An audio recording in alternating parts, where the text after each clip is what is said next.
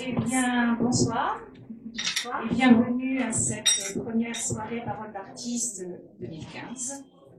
Une nouvelle saison, une nouvelle session, un nouvel environnement. Je suis ravie de vous accueillir en compagnie de M. Larsen. Il y avait longtemps qu'on l'avait reçu. Vous le savez, Parole d'artiste est une association de bénévoles, donc une soirée que l'on peut qualifier de soirée chapeau. Nous faisons appel bien sûr à votre générosité pour que cette aventure puisse continuer dans de bonnes conditions. Ça va là comme ça? Vous m'entendez? Oui. Plus fort? Plus fort. Très bien. Donc, non seulement nous faisons appel à votre générosité, mais également à vos bonnes volontés. Vous savez que Parole d'artiste a fait un break pendant 1 an.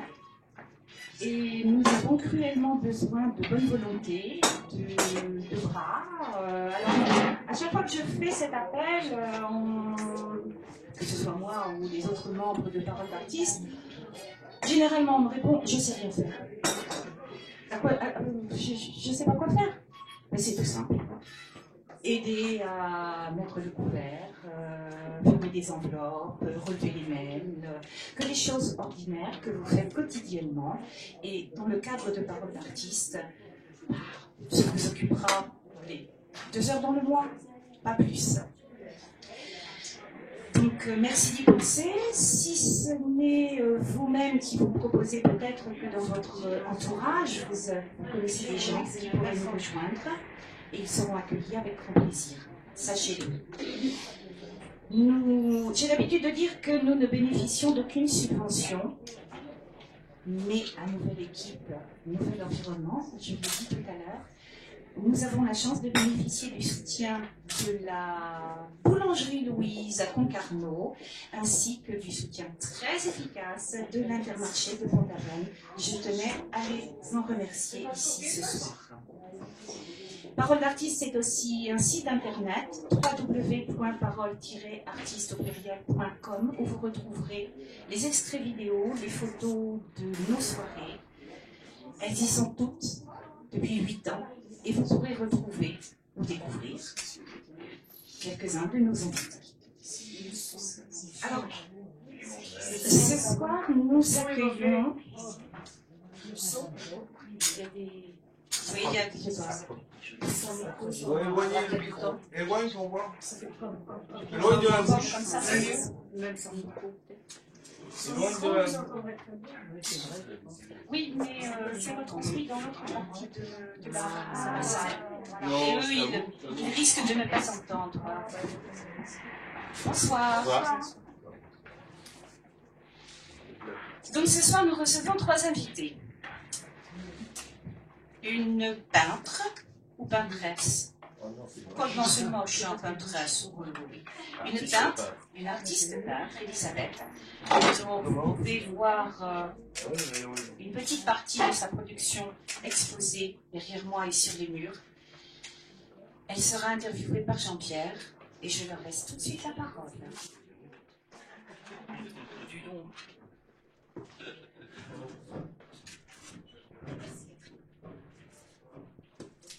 Bonsoir Elisabeth. Elisabeth Napoléon, oui.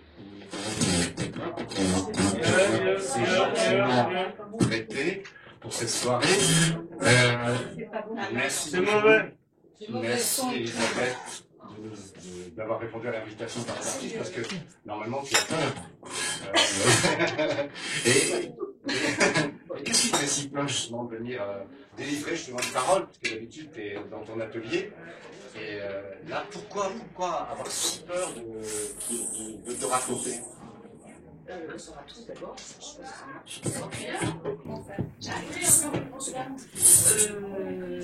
Pourquoi parce que c'est plutôt une démarche tout à fait intime. C'est une histoire entre le tableau et moi. Et j'ai vraiment l'impression que On n'entend pas du tout. Plus fort, Elisabeth. Elisabeth, plus fort, s'il te plaît.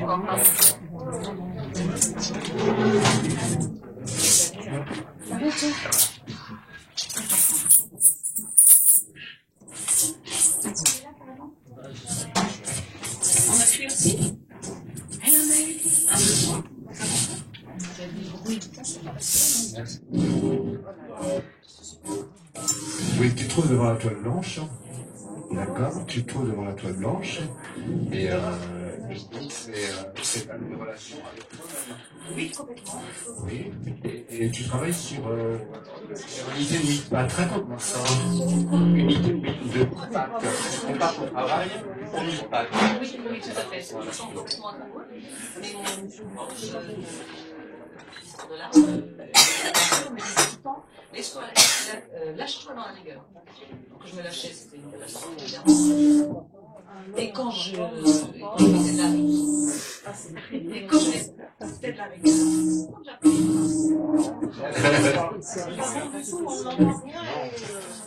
et quand j'avais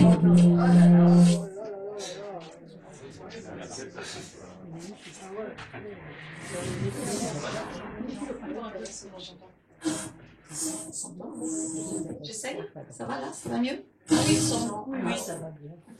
Je parle pas. On voudrait entendre l'histoire du mille-pattes. Pardon, je tourne le dos. Oui, donc quand je me lâchais, c'était une catastrophe parce que c'était complètement désordonné. Et quand je mettais la rigueur, Michel, beaucoup je d'émotions. peux demander à couper le téléphone portable, s'il te plaît. J'ai oublié de Oui, est-ce que vous pouvez couper les portables? Est-ce que le micro sur la table, il est éteint?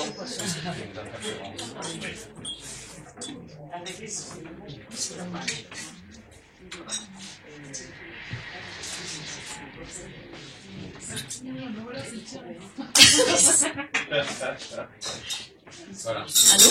Oui, c'est bon. Donc je disais, oui, voilà. Voilà. Et donc finalement, avec le temps, j'ai découvert que ce qui était intéressant et ce qui tentait de m'enseigner, c'était de ne pas mettre trop de réflexion dans la démarche et de laisser aller le geste, la spontanéité, etc. Et un jour, je tombe sur cette étrange histoire du mille-pattes. Le mille-pattes est au milieu de la... Pardon.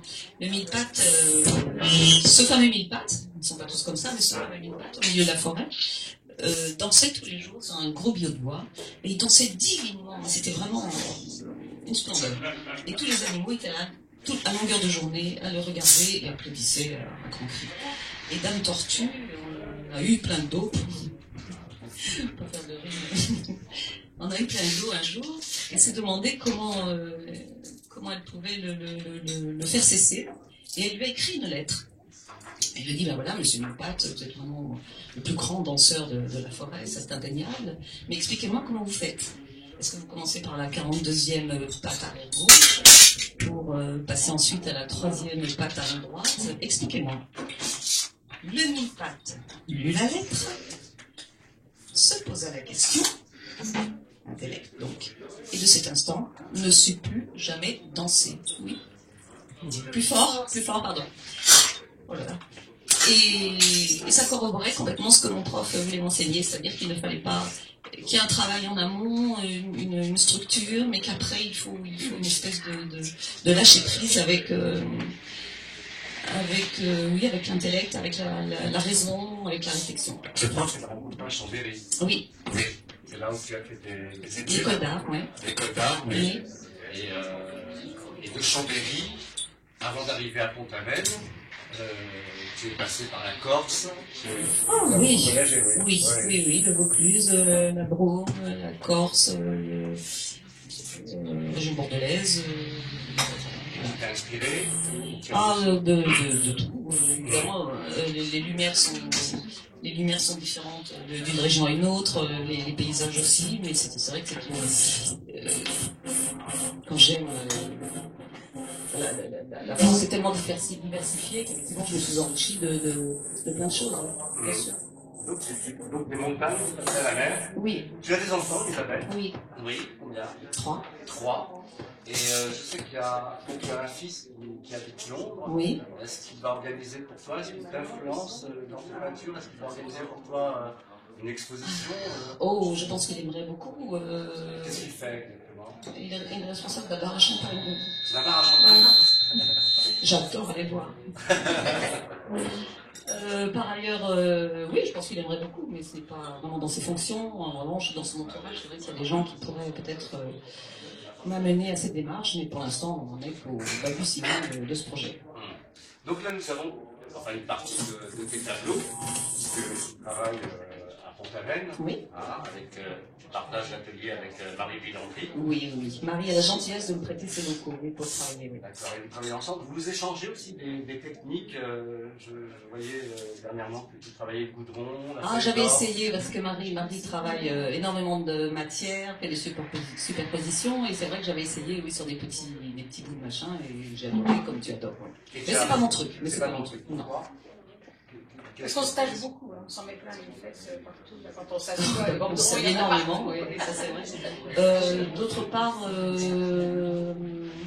pourquoi excellente question, je te remercie de me l'avoir posée. Si tu avais à te critiquer justement, si tu avais à donner tes impressions par rapport à tes réalisations, dis-moi. Oui, ton ressenti justement par rapport à ce que tu fais, ce que tu projettes. La critique, je les aime bien toutes. Celle-ci m'énerve un petit peu parce qu'elle est trop... Je n'ai pas cherché à faire un phare, mais je ne vois qu'un phare. Et... Pourtant, c'est pas sous figuratif, ça a déjà fait du figuratif. J'ai d'abord fait du figuratif, oui, bien sûr. Tu as commencé par le figuratif? Oui. C'est avec celui-là que tu as eu un prix? Non, c'était là j'étais. Comment tu as eu le prix d'ailleurs? Raconte-moi. J'avais participé à un concours, j'étais déjà dans l'extrait. J'avais participé à un concours et j'avais gagné le premier prix peinture. Et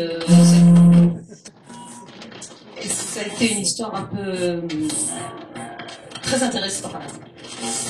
Intéressante parce que la présidente du jury est venue me voir et m'a dit vous avez la même sensibilité que Zawuki. Et je ne connaissais absolument pas les peintures de Zawuki. Le hasard a fait que, je crois, un mois et demi après, passé à la télévision une rétrospective de Zawuki à Paris. J'ai vu certaines de ses toiles que j'ai vraiment beaucoup aimées. Vraiment, ça me parlait beaucoup et je me suis acheté le livre de Zawuki. Et alors là, j'ai été complètement atterrée parce que j'ai vu une trentaine de pages après, dans le livre, ma toile.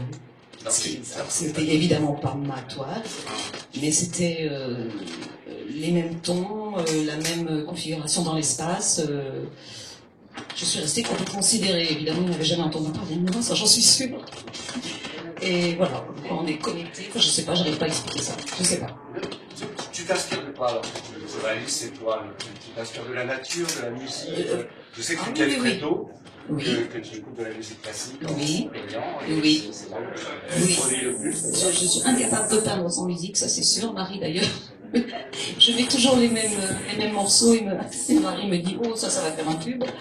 C'est évidemment des morceaux de jazz hyper connus, de Stabat Mater, des choses comme ça, qui sont bien évidemment connus et reconnus. Et j'en ai besoin, oui. Quand je suis seule, je les mets en boucle très souvent et je peux arriver à une espèce de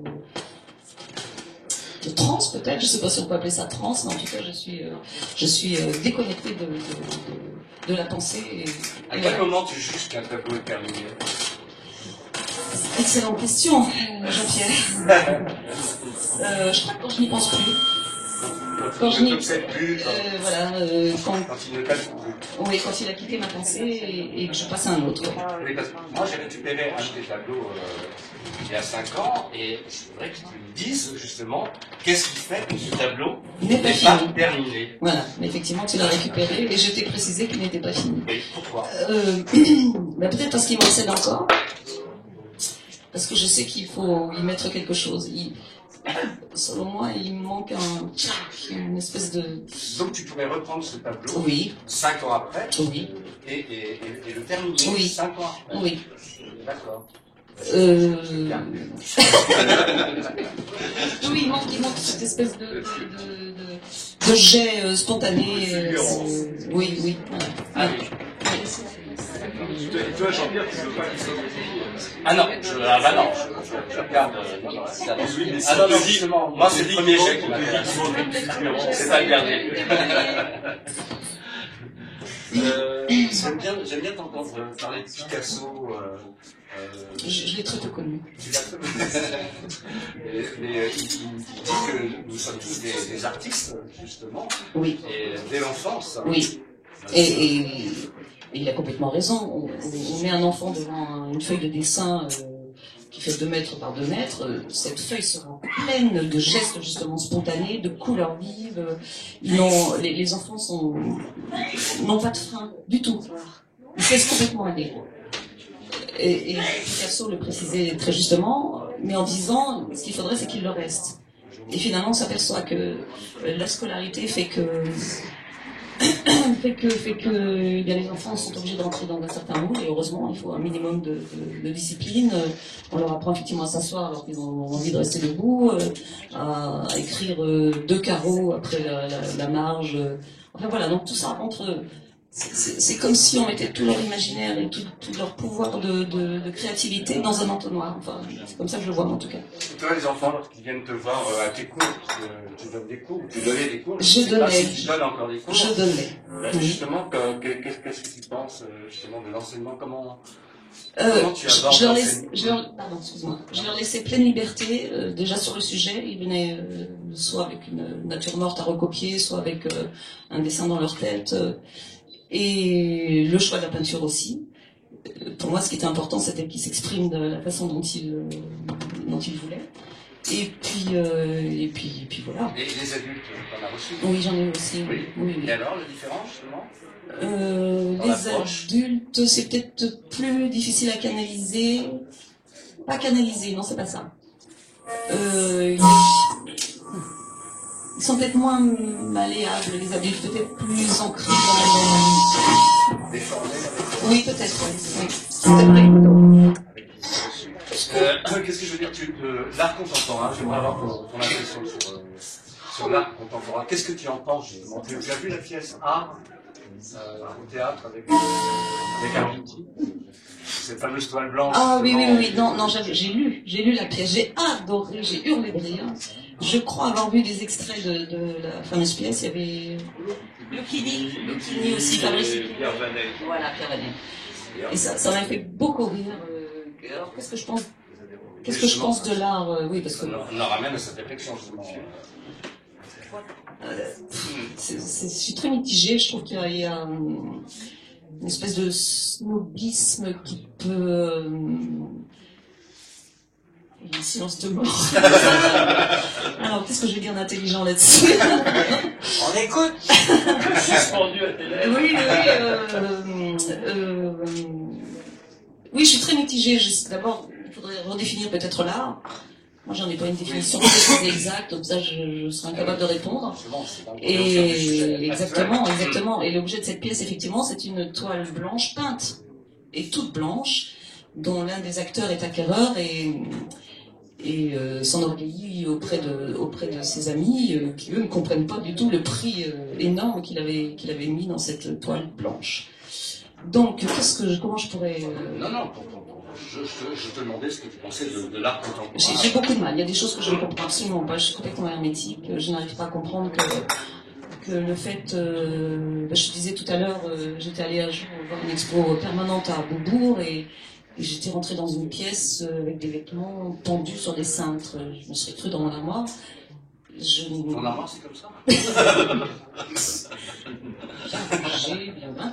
Et je ne comprenais pas 2,50 m sur 2,50 m, des vêtements sur des cintres. Je restais complètement, hermétique. Oui, il y a plein d'autres exemples comme ça. Le prix. Je peux poser une question? Oui, bien sûr. Actuellement, il y a beaucoup de ce qu'on appelle les installations. Oui. C'est-à-dire ce que tu nommais à l'instant, faire des choses qui sont éphémères, qui à un moment donné sont disposées dans un lieu, oui, voilà, et qui oui. évidemment n'ont pas la pérennité d'une toile sur un mur. J'ai beaucoup de mal là aussi. Ça Versailles, là, oui. des choses comme ça. C'est un truc qui ne me touche absolument pas, je ne comprends pas. C'est ce qu'on appelle effectivement l'art contemporain, qui se vend une fortune. Je n'arrive même pas à compter les zéros. Je ne comprends pas. Ça, je sais pas. Oui, mais après, l'argent, faut-il bon ménage? Oui, tout est là, bien évidemment. Bien sûr. Et pourquoi tu ne t'es pas engagée en tant que comédienne, puisque tu as fait des débuts? Je fais comme je veux. Bon. Oui, moi, cette expérience au départ. Comédienne? Comment quand on t'a engagée sur ce film? Ah bah oui. C'est la parole d'artiste, donc. D'accord. Oui, j'avais répondu à une petite annonce pour être comédienne, pour être artiste de complément. C'est comme ça, ça s'appelle figurante, voilà, figurante. Oui. Ça se passait à Aix-les-Bains en plein hiver et il fallait venir avec des petites robes à bretelles parce que c'était censé être, le film était censé se passer au mois de juillet, donc j'ai eu très froid. C'était ma seule et unique expérience. J'ai trouvé ça insupportable. J'avais beaucoup ri, mais recommencer une scène 15 fois de suite parce qu'un coup le son, la lumière, les bruits. Et pourtant un tableau, des fois, tu le recommences 15 fois. Non, jamais. Oui, si. Oh si, bien sûr que si. Alors Elle était pas en Joker. Je ne sais pas. Je ne sais pas. C'est pas grave. Je sais pas, je peux pas te répondre. Je tiens à mettre le chapeau. Dans Parole d'artiste, on a l'habitude de tirer une question au sort. Un invité, tirer une question au sort. Il faut que je me lève là ou... Non. Tu me l'apportes, c'est extraordinaire. Et il faut que je la lise aussi, je mette mes voilà, lunettes. tu lis et tu réponds à ces questions au chapeau. Oh là là, qui les a écrites ces questions? C'est Jeanne, je crois. Non, c'est toute l'équipe. Naufrage sur une île déserte. Quelle est la chose la plus importante qui vous manque? Pouvez-vous donner la date de votre mariage et ou la date de naissance de vos enfants? Est-ce que je peux prendre la première? La deuxième est pas très intéressante. Prends ce que tu veux, désolé. Alors, naufrage sur une île déserte. Quelle est la chose la plus importante qui vous manque? Elle est plus déserte à partir du moment où tu es dessus. Absolument. Une bouteille d'eau fraîche. T'es sûr? Oh, complètement. Je peux avoir de l'eau de mer, moi. Une bouteille d'eau fraîche. Tu peins beaucoup la mer. Tu t'en inspires beaucoup. Enfin, moi, dans tout ce que je reçois non, les cieux, en revanche, oui, les cieux. Les cieux, ce sont les cieux. C'est la confusion des cieux et de oui. Et les lumières qu'il y a ici, qui sont absolument extraordinaires, que je n'ai jamais trouvées ailleurs qu'en Bretagne. C'est pourquoi tu t'es arrêté là pour d'autres raisons aussi, mais je reconnais que c'est fabuleux, c'est fabuleux. Ça fait 5 ans que j'habite ici, j'ai toujours la même émotion, toujours, les jours gris comme les jours bleus. Même quand tu retournes dans tes montagnes? J'aime beaucoup mes montagnes, mais elles ont un côté statique qui me... Ça manque de mouvement, d'agitation, de vent, Elles sont statiques, oui, le contraste. Et ici, les cieux, les lumières, les jours, on s'en prend plein la truffe quand il y a du vent, la tempête. J'adore.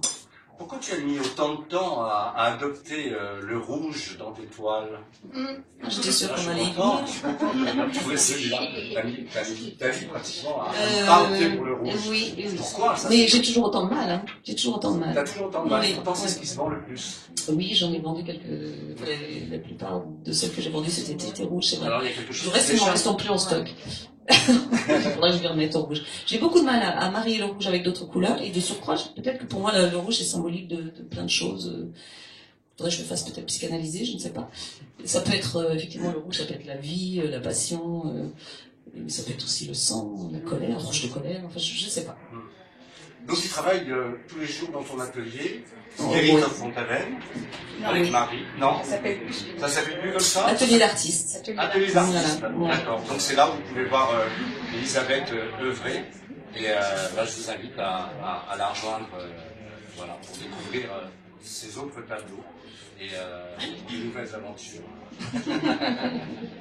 Merci beaucoup. Merci, Merci.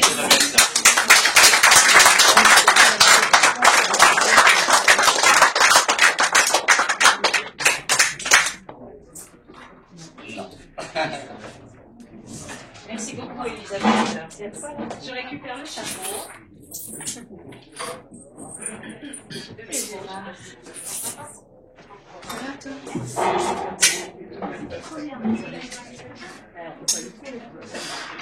C'est trop bien. Ah oui, c'est trop bien. Alors, Elisabeth nous a tout raconté, je crois, presque, de son imaginaire et de la liberté qu'elle nous offre dans ces toiles. Merci.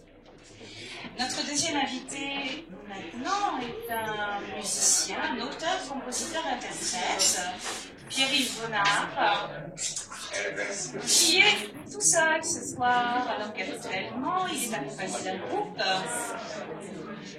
Mais ce soir il est tout seul, il va emprunter sa guitare et ça va être interviewé par François. Allez François. Je t'invite tout de suite là. Oui. Ah bon? Ah non. Oh non, non. Pour faire, oui. Il va chanter d'abord. Oui. Pour faire connaissance avec Pierre-Yves. Comme ça, on reste au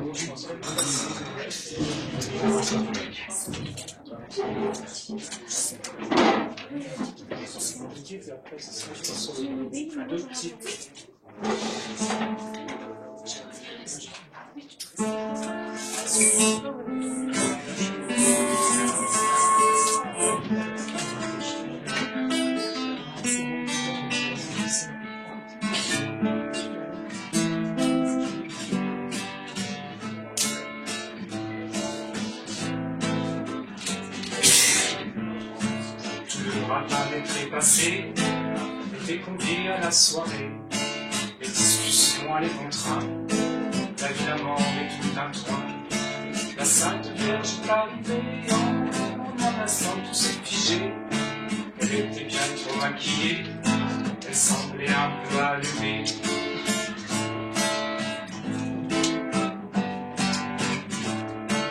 Une voix un peu affinée, elle a demandé à le voir. On a voulu leur faire un sort, c'est là que tout a démarqué. Les anges qui ne comprenaient rien faisaient comme si tout allait bien, tout en essuyant leur trompette sur le rebelle de leur jupette.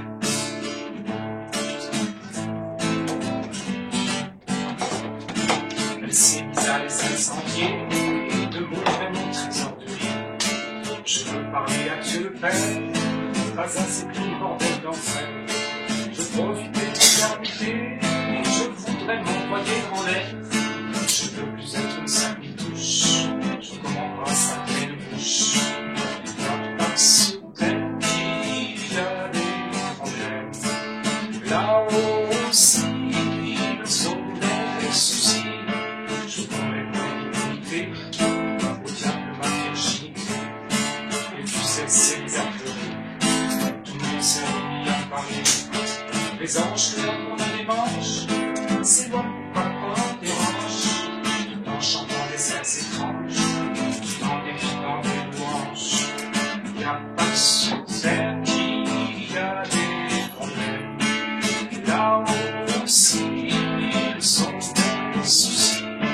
Le grand Jésus a rempli, j'en ai marre de me faire sucer, par ces noms, c'est les travées, qui boivent mon sang et de l'enfer.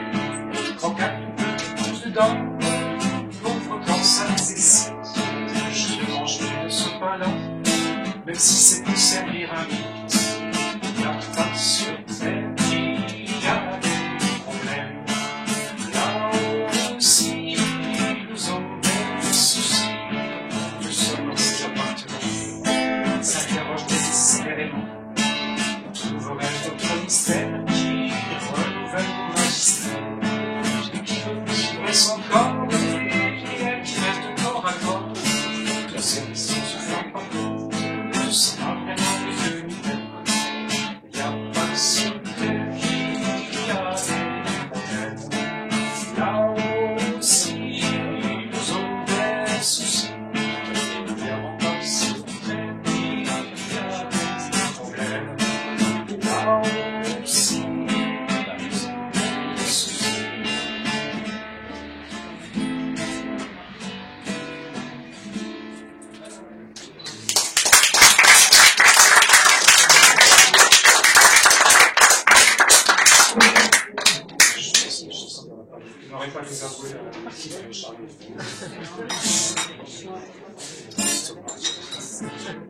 costume. Sur cette chanson. Sur le temps.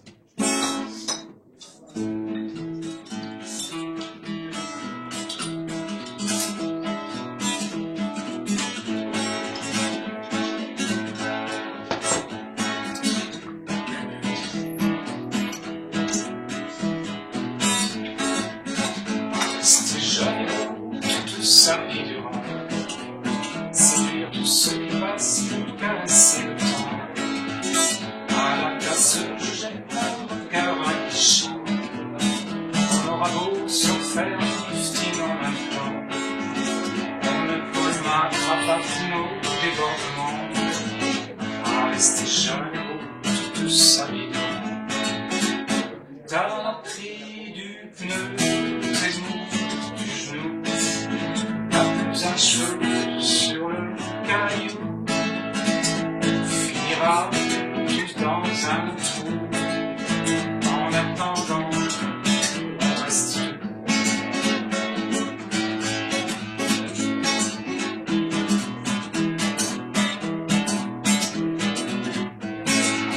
Le temps est carnassier, la plante est serrée. Il ne nous laissera ni la peau ni les os. À chaque coup de vent, je sens passer le vent. Si on le laisse faire, on sera vite rabatteur. Pour mourir jeune, fallait choisir avant. À rester jeune, toute sa vie durant. T'as pris du pneu, des mous, du genou. T'as plus un cheveu sur le caillou. Finira tous dans un trou. En attendant, on reste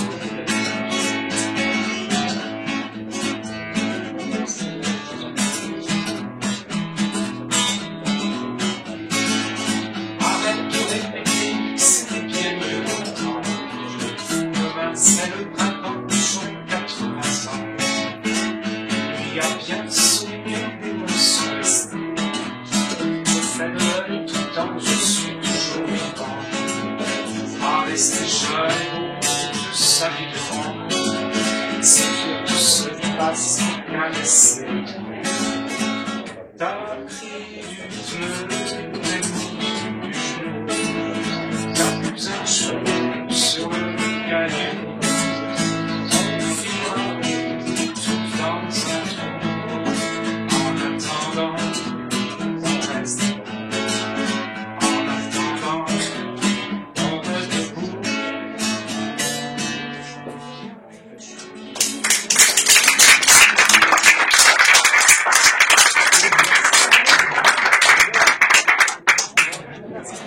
Bon, on fait ça sans micro. On fait ça sans micro. Bon, Pierre-Yves Renard vient de Redon. C'est pas sûr, et les inondations. Qui Venise. Une réflexion tout de suite avant de poser cette question. Quand nous avons entendu dans la chanson, on va se féliciter d'être dans un pays où le blasphème n'est pas ni un péché, ni un acte hors la loi. Mais si tu te poses des questions sur la virginité de Marie et sur la vocation de Jésus, c'est intéressant. C'est au fond ton humour et l'humanisme qui va avec.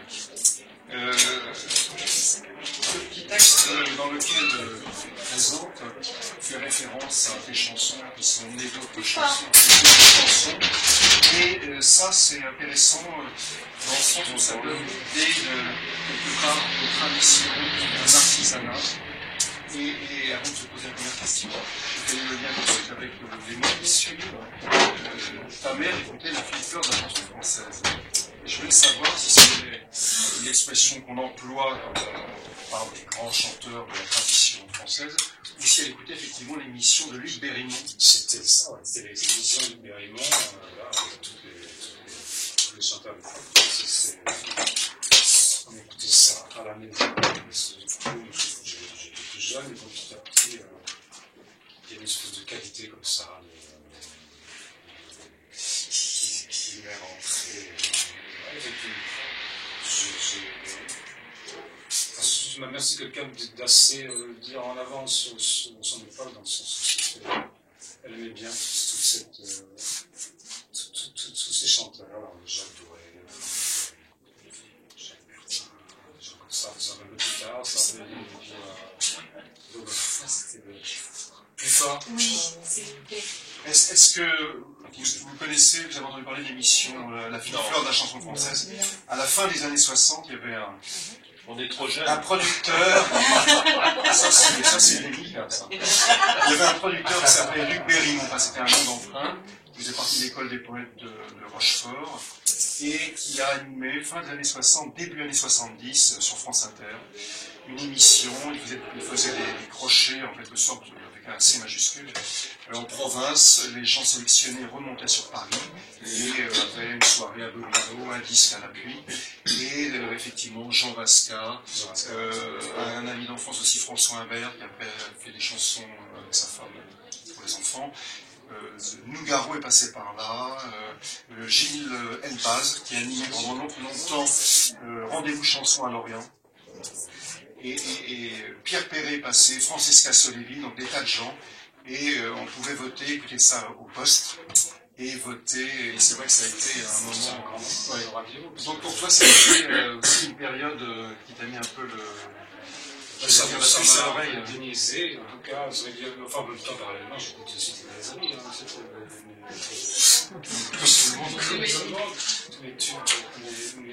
mais par contre, il y a des choses qui me sont restées, des choses bien dites, des espèces de fulgurances, des images, des choses comme ça, à un moment, on entend une chanson, puis on dit, c'est complètement juste, les images sont justes, les rythmes sont justes, tout est... Oui, mais nous, on aimerait bien entendre. Vous n'entendez pas assez fort. Non. Je suis pas... Prends un micro. Je suis pas un micro, voilà. On va prendre un micro. Je suis là plutôt. Là, vous m'entendez? Voilà. Oui, mieux. Je recommence pas là. non. Donc voilà, je sais plus où j'en étais, mais il y avait donc cette espèce de comment... Une exigence... Oui, puis il y a quelque chose, enfin, bon, je pense que c'est une mode d'expression, il y a quelque chose de jubilatoire quand il y a quelque chose qui nous semble juste et puis qui nous parle, en fait. Mon goût pour la chanson est venu de là, en tout cas. Est-ce que tu étais déjà guitariste? Oui, j'ai mon frère, j'ai joué la guitare comme lui, et puis on a commencé. Non, mais en fait, je suis pas guitariste, je fais des accords. C'est que je fais des accords, là-dessus j'ai toujours des mélodies, quoi. Donc au départ, je n'avais pas de paroles, parce que je n'avais pas grand-chose à dire. J'ai commencé beaucoup de chansons que j'ai jamais finies, je ne suis pas spécialement guitariste. La guitare, c'est un bon instrument pour accompagner, pour trouver des mélodies. Et dans le processus, la question classique, est-ce que l'œuf est venu avant la poule ou la poule avant l'œuf, ou plutôt est-ce que les paroles et la musique, comment tu articules ça? Est-ce qu'il y a la prédominance du texte d'abord, ou les choses se passent en même temps? Au tout début, quand je jouais la guitare, j'avais quelques accords et j'entendais vaguement des choses. Enfin, j'espérais mettre des mots dessus, mais j'y arrivais pas. Donc après, c'est plutôt d'écrire. J'écris les textes d'abord, j'essaie de les définir, parce que c'est pas si évident que ça de finir les chants. Commencer une chanson à la finir, c'est pas tout à fait évident. Et puis après, j'essaie de trouver une musique adéquate. J'ai tendance un peu à évoluer, c'est que là, je fais les deux en même temps. En fait, en général, quand je suis à court d'inspiration, pour finir mes textes, je mets de la musique, et ça me donne un petit peu. Mais bon, dans le sens, c'est plutôt des paroles qui triment, et puis après, la question de trouver une mélodie sur les paroles, ça, c'est un travail. Enfin, c'est un travail, c'est un peu compliqué, il faut vraiment trouver le bon. On peut saccager une chanson en mettant une mélodie. Voilà. Est-ce que ta mère a été une des premières à t'écouter? Peut-être qu'elle aimait la chanson française, et à te renvoyer. Je crois qu'elle supportait tout. C'est vraiment d'avoir un ado qui a un mode de, la manière de, donc non, disons que c'est m'a donné de ça, mais je pense que voilà, je suis favorable, les gens qui aiment bien. Bon, et je pensais aussi te demander à quel moment, même si tu as joué dans des groupes, à quel moment tu as voulu avoir des musiciens avec toi pour tes compositions, tes chansons, et ce que ça t'a apporté en termes de scène, de composition, de l'univers musical. En fait, je dans 3-4 ans que j'ai joué avant, à un moment ça s'est arrêté pour des raisons, et puis je me suis retrouvé avec les chansons que j'avais dans mon tiroir, et j'ai rencontré quelqu'un qui dit oh, ça m'intéresse, donc on a commencé à travailler ensemble, on a organisé, et puis du coup on a monté le répertoire, après on a étoffé ça un petit peu avec les gens, on s'est dit ça serait bien, ça pose dessus, la contrebasse, c'est des chansons, puis on est arrivé à 5 personnes. Alors en fait, c'est une expérience qui est intéressante. En tout cas, pour quelqu'un qui n'aime pas trop se montrer, c'est bien d'avoir du monde avec soi. C'est vraiment autant de bouclier. Et je t'ai vu sur scène avec les musiciens, tu n'étais quand même pas caché derrière. Non, mais bon, ça, après, je trouvais ça, c'est d'avoir un âge respectable, ce qui fait que, mais quand même, c'est plus facile de voir, parce que musicalement, je suis pas un virtuose, donc c'est là. Et puis, on peut espérer qu'avec des musiciens, on va pouvoir sortir quelque chose de plus sublime, enfin quelque chose, mais alors c'est à double tranchant, parce que des fois, souvent ces expériences, j'ai vu, c'est qu'effectivement, quand on va enregistrer quelque chose, on arrive à tout balancer. Par contre, sur scène, les musiciens ont souvent besoin de s'exprimer, et ça peut être au détriment de la chanson. J'en ai fait l'expérience. J'ai trouvé agréable de faire me trouver un petit comité avec un seul musicien pour pouvoir. Ce qui est le cas ce soir. Je me permets. Quelqu'un souhaite poser une question à notre ami Pierre. Je ne vais pas en côté de la main, mais c'est. Donc on ferme.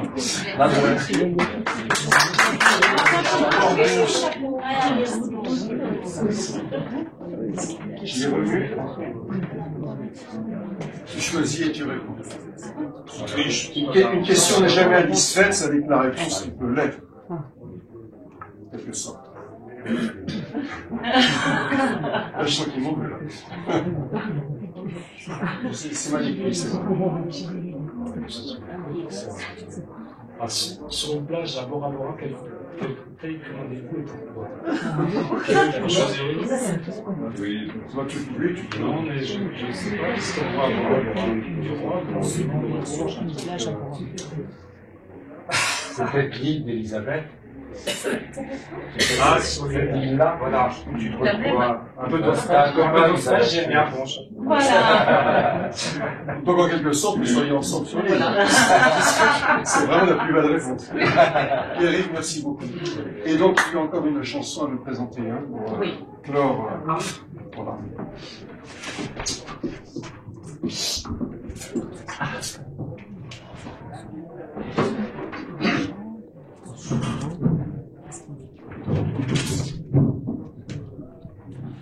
Je sais laquelle.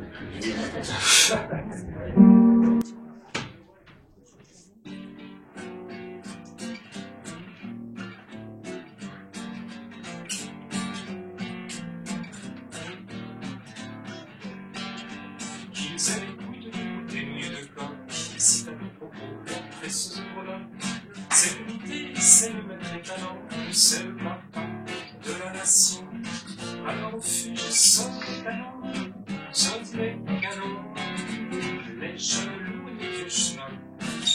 d'affaires, les femmes de tête, les cafés, les athlètes, tout ceci belle, tout ceci net, qu'ils aient des couilles de coq, qui tapent pour leur précieux breloque, c'est le maître des talents, c'est le parfum de la nation, valeur refuge, sauf des canons, sauf des canons, tout sourire et quant à voir, c'est un triomphe ostentatoire. Parfois ce c'est un tocard, c'est l'autre de tocard. Ils aient des couilles, des nouilles de coq, qui citent à propos leur précieux de breloque. C'est le maître des talents, c'est le parfum de la nation. Valeur refuge, c'est le canon, sauf des canons.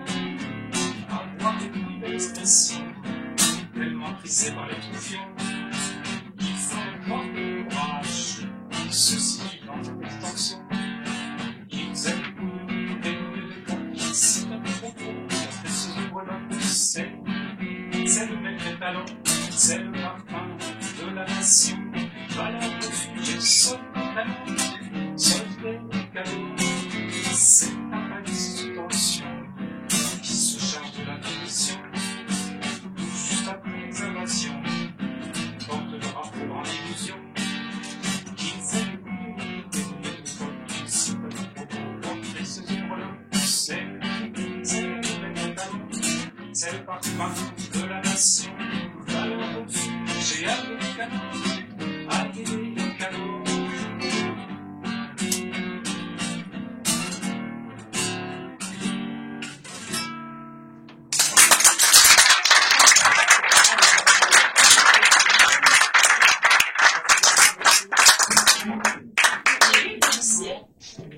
D'avoir terminé sur une note d'humour comme ça. Je crois que je ne vais plus envisager les messieurs avant après cette chanson. Nous allons recevoir maintenant notre troisième invité, Gérard Chevalier. S'il vous plaît, Gérard, venez me rejoindre. Alors, Gérard Chevalier, sur votre site internet, où je suis allée consulter avant, bien sûr, de vous questionner, vous vous présentez comme un Gugus. Gugus a une petite connotation un peu genre rigolo. Vous vous considérez comme un rigolo? Ah bah j'espère, parce que si on n'est pas rigolo, on se prend au sérieux, et si on se prend au sérieux, on n'arrive à rien. D'accord, entendu. Alors, vous avez vu, bien sûr, la fiche de parole d'artiste, vous avez vu que notre troisième invité était Gérard Chevalier, et vous vous êtes sûrement dit, oh, un auteur, oui, c'est sympa. Gérard Chevalier est un petit peu plus qu'un auteur, qu'un romancier. Il a eu une carrière de comédien tout à fait admirable, avec une filmographie, ma foi, imposante, quand même. En fait, vous faites partie de ces acteurs qu'on a eu l'habitude de voir à la télévision, au cinéma, au théâtre. On a l'impression que vous êtes un personnage familier. Oh, c'est sympa, ça. Voilà. Je fais partie de vos meubles. Quasiment. Je voudrais, pour mémoire, citer quand même des grands moments de la télévision. Le 16 à Kerbriand, les gens de Mogador. Eh oui, les gens de Mogador, entre autres. Et puis, bon, vous avez tourné au cinéma, avec des grands noms. Oui. Entre autres, Simone Signoret. Et il y a aussi, et on connaît peut-être moins ce côté de votre carrière, le côté théâtral. Oui, excusez-moi, elle est là quand on y peintre. J'ai commencé comme artiste peintre, mais j'ai commencé à 7 ans. Et je me suis acharné jusqu'à 20 ans. J'ai fait ma première expo, je devais avoir 14 ans. Et puis, il y a eu le service militaire, il y a eu l'enfant, très jeune, et quand je suis rentré du service militaire, il fallait bouffer. Donc, oui, ça arrive. Vous en avez aperçu, peut-être, non? Et je me suis jeté dans le travail, et bon, comme la peinture, ça ne nourrissait pas son âme, j'ai fait de l'architecture. J'étais un peu doué pour le dessin. Je savais très bien lire les plans, j'avais fait l'Académie des Arts Modernes, et j'ai monté une boîte d'architecture, maquette, décoration. Voilà. J'ai commencé comme patron, salaud de patron. J'avais pas un rond. Pendant 8 ans, ça a été de l'esclavage épouvantable. Et comme tout jeune, j'avais fait du théâtre amateur pour les vieux, parce que je trouvais que c'était une manière de les distraire à la fois en apportant notre jeunesse avec mes copains. Et je me suis pris de l'affection pour les grands noms de la littérature, du théâtre, etc. Et parallèlement à mon patronat, où j'en bavais vraiment, je m'évadais en rêvant de jouer la comédie. Et ça a duré, jusqu'au moment où j'en ai vraiment eu marre. J'ai tout lâché et je suis devenu comédien à temps complet. Ça n'a pas été facile du jour au lendemain, je vous prie de le croire, mais par rapport à ce que j'avais vécu dans le travail forcé de l'architecture, les gens me disaient, mon pauvre monsieur, mais qu'est-ce qui vous a pris de choisir un métier pareil? Et je leur disais, mais je suis libre, je n'ai plus d'employés, je n'ai plus de traite, je n'ai plus sur le dos, je suis libre. Alors bon, je l'ai payé très cher évidemment, mais puis ça a démarré. Et la télévision m'a donné les premiers rôles dignes de ce nom, surtout qu'à l'époque, la télévision n'avait pas l'audimat. Donc c'était formidable parce qu'on pouvait se lancer avec l'ambition de jouer n'importe quel auteur, grand auteur ou inconnu. Et on n'avait pas l'angoisse de dire, mon Dieu, l'audimat est à temps, il y a eu 3 millions de spectateurs, il y en a eu 200 000, c'était fabuleux, on avait une sorte de liberté finalement. Et puis j'ai été rattrapé par un démon épouvantable qui en fait m'a poursuivi depuis ma tendre enfance. J'ai voulu faire de la création aussi dans ce domaine. J'avais un vieil ami qui s'appelait Charles Vanel, que vous avez peut-être vu.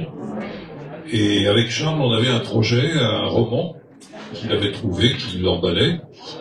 Et il m'a dit, tiens, moi j'ai jamais réussi à le monter, essaye de le monter. Et je me suis acharné même récemment, pendant 15 ans, j'ai jamais réussi à monter le film. Voilà.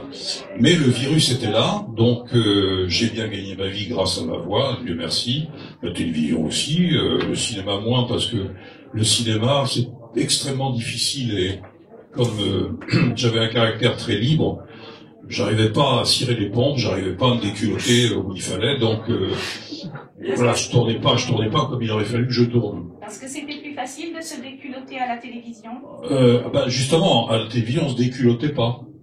C'était ça l'intérêt, les gens vous recevaient, on avait un contact, les metteurs en scène, je me souviens, mon premier grand rôle, c'était avec Claude-Jean Bonnardo, que tout le monde a oublié, et on avait discuté, je lui avais plu, il m'a engagé, en fait, sur ma bonne tête, sur ma bonne mine, enfin, tout au moins celle qu'il imaginait.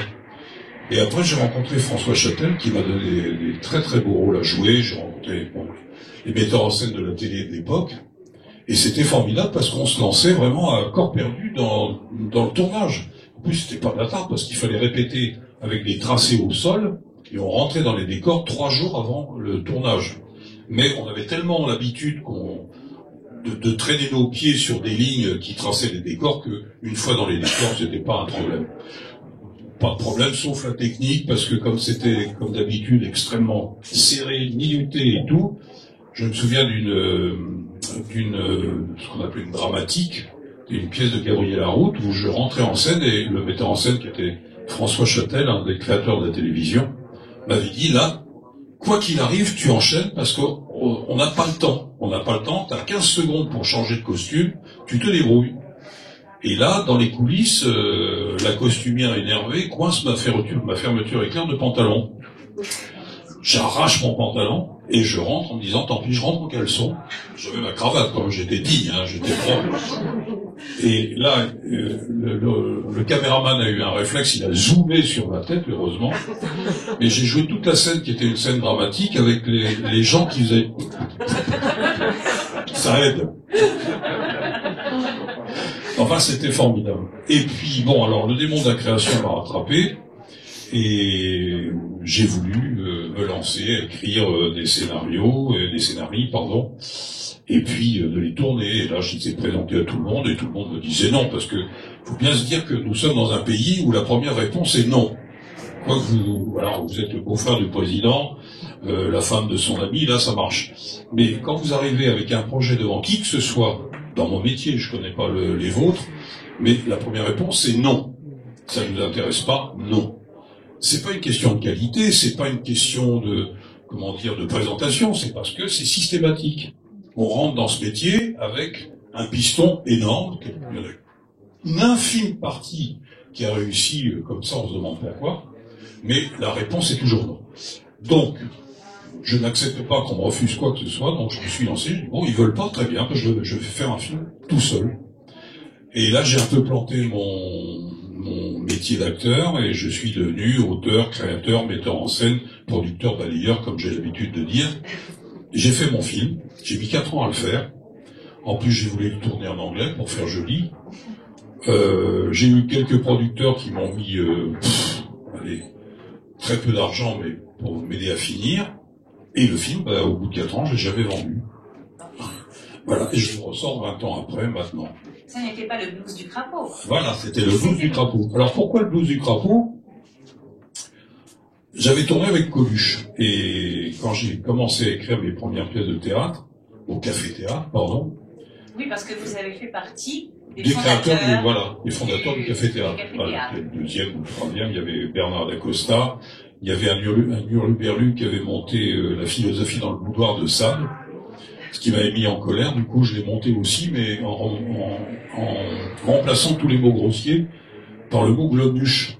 Permettez qu'on teste que je vous glomuche, etc. J'avais inventé des schtroumpfs avant la lettre. Et le comte Xavier de Sade est venu nous interdire le spectacle avec ses huissiers. Et il s'est tellement marré qu'il nous a offert le champagne après. Et là, j'avais besoin... alors ça, c'était au Lucernaire, le nouveau théâtre du Lucernaire. Et je me suis mis à écrire des spectacles, on en a écrit pour moi.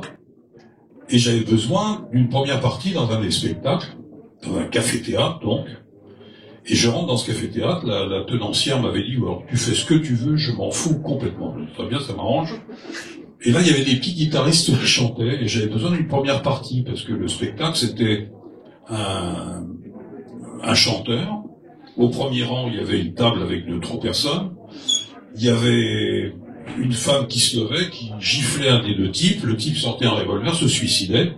Là, à ce moment-là, un inspecteur de police arrivait en disant ne bougez pas, il fermait les portes et la pièce commençait. Donc, il fallait une première partie. Et je vois les petits guitaristes, il y avait un petit gros qui avait une bonne gueule, il chantait bien et tout.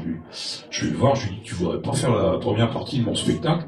Tu chantes 5-6 trucs, et puis moi j'enchaîne derrière. Oui, il dit pas de problème. Et c'était Coluche, voilà.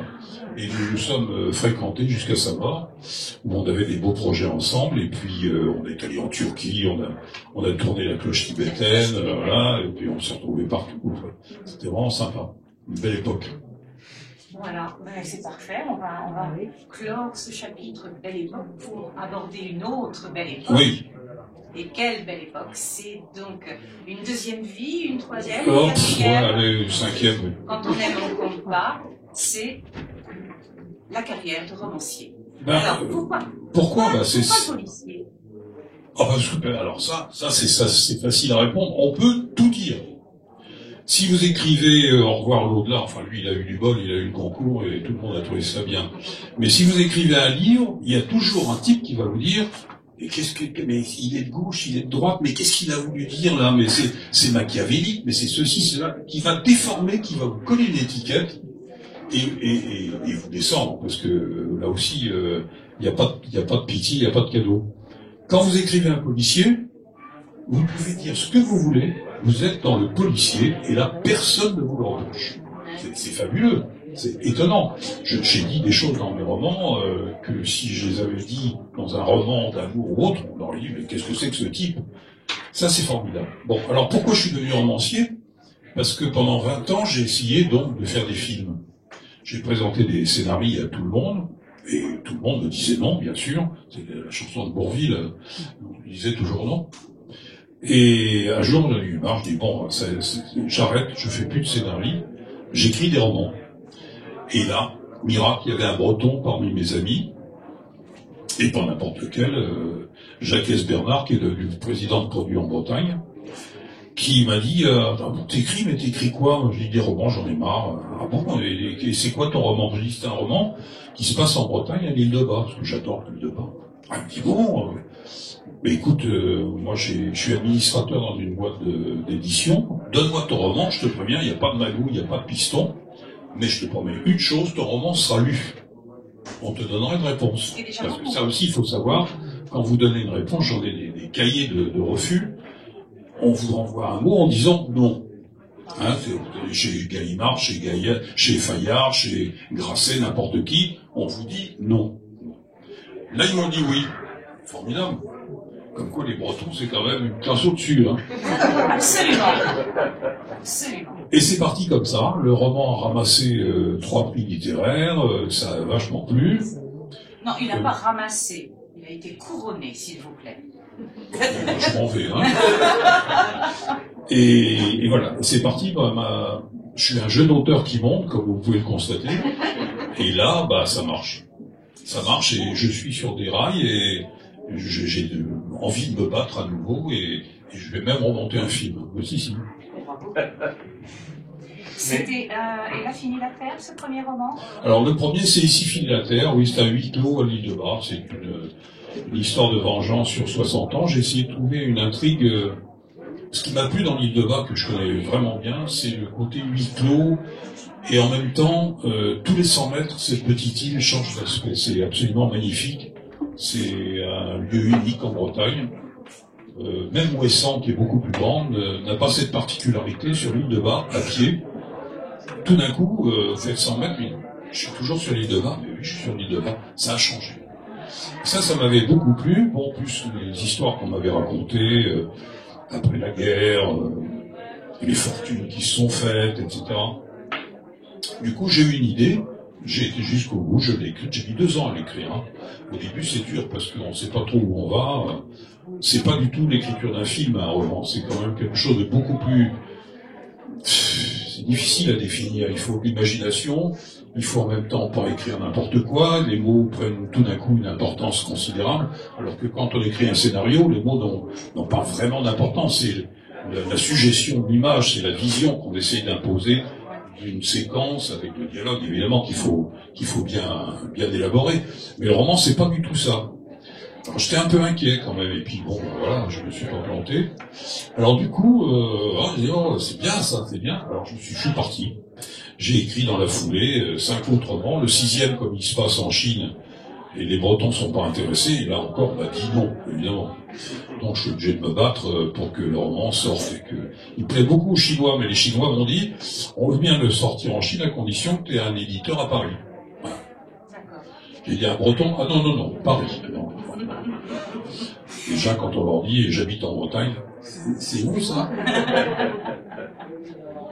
Et donc 4 romans, dont 2 sur les... 5, 6, dont un qui est pas publié. D'accord, voilà.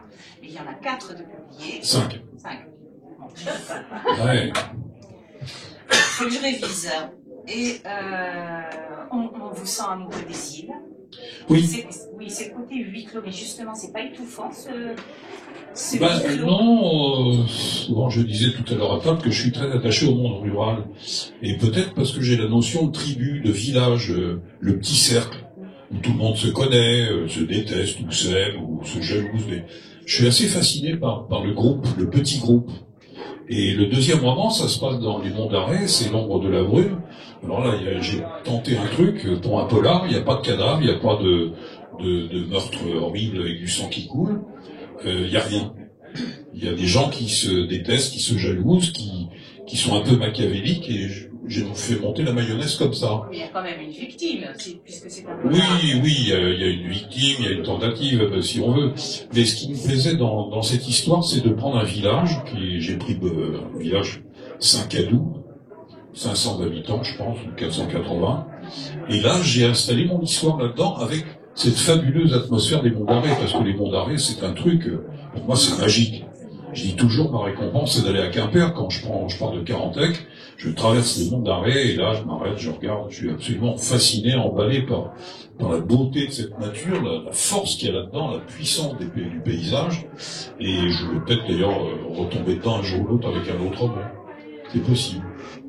Et puis après, vous tournez la page, si je puis m'exprimer ainsi, vous attaquez à un roman qui est quand même surprenant, qui fait appel à ce que Coleridge appelait l'acceptation de l'irréalité, de la merde, pardon. Enchaîne. Oui, qu'est-ce que je peux dire? C'est-à-dire, bon, votre héroïne, oui. C'est une belle femelle, ah oui, sculpturale, oui, soyeuse, oui, amoureuse. Oui, c'est comme je les aime, quoi. Voilà, comme vous tous, messieurs, vous les aimez. Mais c'est une chatte. C'est une chatte. Et cette chatte, elle présente une particularité, c'est qu'elle est dotée d'une intelligence et du pouvoir de comprendre les hommes et de dialoguer avec eux via l'ordinateur. Bah oui, parce que j'ai bien essayé avec un stylo, mais ça marche pas. Mais l'ordinateur, elle peut taper. Elle arrive avec ses pattes à taper sur... Oui, elle a un iPad. Hein. Elle n'a pas un Hewlett Packard, elle a un iPad. Et voilà. Et bon, peut-être vous l'avez remarqué, les animaux sont quand même quelquefois bien supérieurs à certains humains. Et là, j'ai poussé la chose à l'extrême et elle est capable de faire la synthèse d'une énigme policière, entre autres. Ce qui n'empêche pas d'ailleurs de se payer un flic dans le commissariat en le découpant en lanières. Mais j'ai créé un personnage qui m'amuse énormément, qui est en fait l'observation de mon chat, moi, ma grosse chatte angora, qui ne me quitte pas, qui est là dès que je me réveille, qui vient au petit déjeuner avec moi.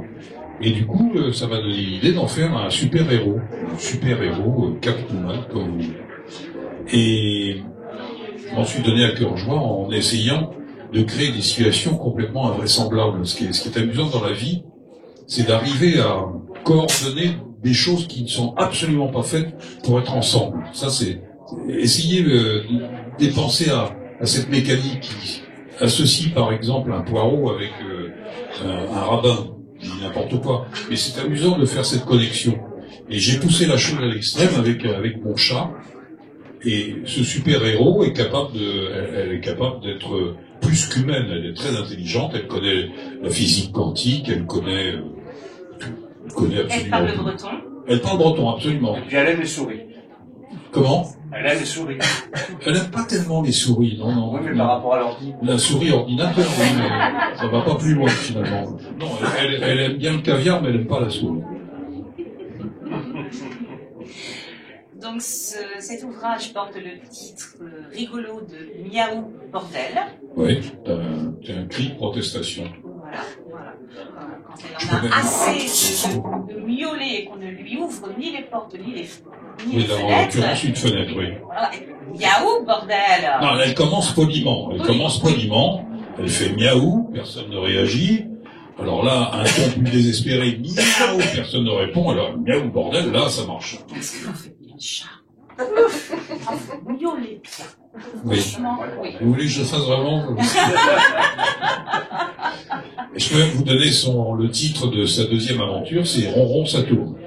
Voilà. Qui va se passer dans le milieu du show business où je ne vais pas me dire non à moi-même. Donc c'est parfait, vous répondez à la question que je n'ai pas posée.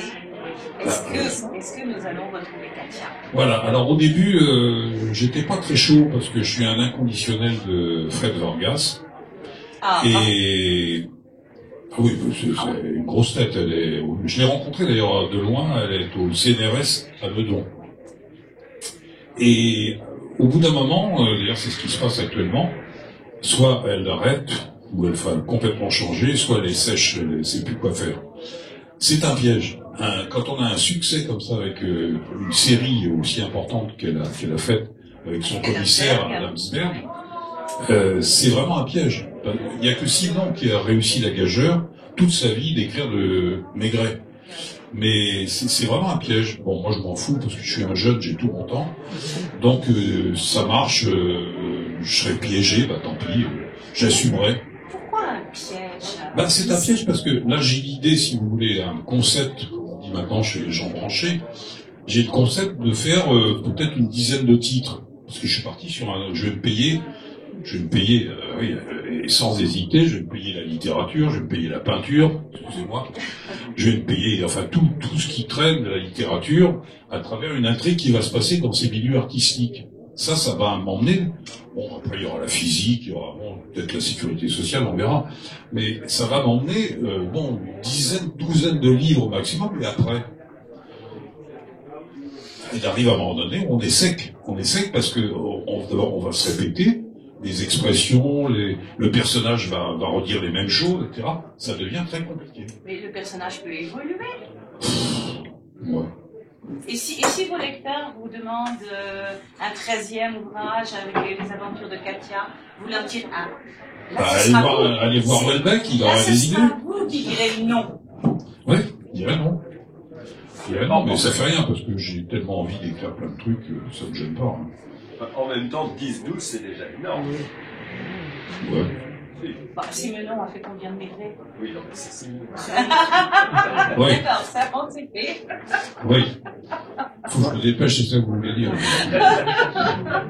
Merci beaucoup, Gérard, d'avoir accepté notre invitation. Ben, je vous en prie, c'était avec plaisir. Et de nous donner l'occasion de vous découvrir un peu plus. Je tiens à signaler que Gérard sera en signature demain de 10h à 13h à la Maison de la Presse chez Marie-Josée, à Pont-Aven. À la pension de Loanec. À la pension de Loanec. Peut-être j'y resterai d'ailleurs, on ne sait jamais. Et au deuxième étage, il y a la chambre de yoga. Oui, je sais bien. Oui. Et de toute façon, vous avez en présentation les ouvrages de Gérard, si vous désirez vous y plonger dès ce soir. Maintenant, Gérard, au boulot. Oula. C'est pas simple celle-là. Hein. Alors. Pierre a 5 billes de plus que Jean, qui en a 7 de moins que Jacques. Aimiez-vous l'école? L'école ou l'école? Ah oui, j'adorais l'école. J'adore l'école parce que je suis un enfant de la guerre. Mon père était un résistant, un vrai. Arrêté, évadé, re-arrêté, re-évadé. Et on était planqué sur la Côte d'Azur en zone libre. Du coup, j'ai pas été à l'école. Mais, nous sommes une vieille famille de littéraires. Mon grand-père était un ami personnel de Émile Zola, qui avait hérité d'un journal de Victor Hugo, qui n'en a rien fait, qui l'a filé à mon grand-père, et mon grand-père a fait toute sa vie avec. Ça s'appelait l'Événement. Et il y avait une bibliothèque colossale à la maison, et même pendant la guerre, mon père collectionnait les livres, et à 5 ans, j'ai commencé à lire. Les demoiselles m'ont donné des cours particuliers, et j'ai commencé à lire, et là j'ai tout avalé. De 5 ans à 10 ans, âge auquel j'ai mis pour la première fois les pieds à l'école, j'avais lu Zola, j'avais lu Balzac, Maupassant, Chateaubriand, et je suis arrivé à l'école, j'écrivais phonétiquement. À la grande surprise de mes instituteurs qui me posaient des questions auxquelles je répondais facilement, mais quand j'écrivais, c'était qui, caï, etc., etc. Comme aujourd'hui. Ça m'a aidé de lire beaucoup, parce que comme j'avais une grosse mémoire, j'ai tout stocké. Du coup, j'ai peut-être été un peu en déphasage, il a fallu que je crapahute pour rattraper 5 ans ou 6 ans de retard. J'ai passé mon bac à 17 ans, donc avec 1 an de retard, j'ai réussi à remonter un peu. Et heureusement, je l'ai raté, ce qui a fait que ma vie a été réussie. Et cet énorme bagage littéraire, j'ai mis du temps à en faire quelque chose. En fait, il a commencé à s'épanouir quand j'ai commencé à écrire des films. Voilà, un comédien, c'est un mec qui apprend des textes, qui les recrache devant les autres, et puis c'est pas ça qui l'aide à créer quoi que ce soit. Finalement, je regrette pas d'avoir basculé dans cette volonté de créer quelque chose à tout. Pour notre plus grand plaisir. Oh, vous êtes Merci. Merci beaucoup.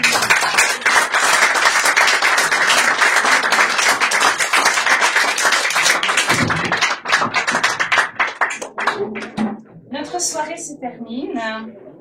Vous connaissez le principe. La troisième mi-temps vous attend dans l'autre partie du bar. Si vous désirez contacter, poser des questions à nos invités, n'hésitez pas. Je vous donne rendez-vous pour ma part, pour notre part à tous, l'équipe de Paroles d'artistes. Vous retrouvera avec beaucoup de plaisir le 24 avril, ici même. Et nous aurons la joie de vous présenter 2 danseurs, une danseuse orientale qui viendra avec ses voiles et un danseur tzigane qui nous arrivera de Paris. Au 24 avril, avec plaisir. Merci à vous. Merci.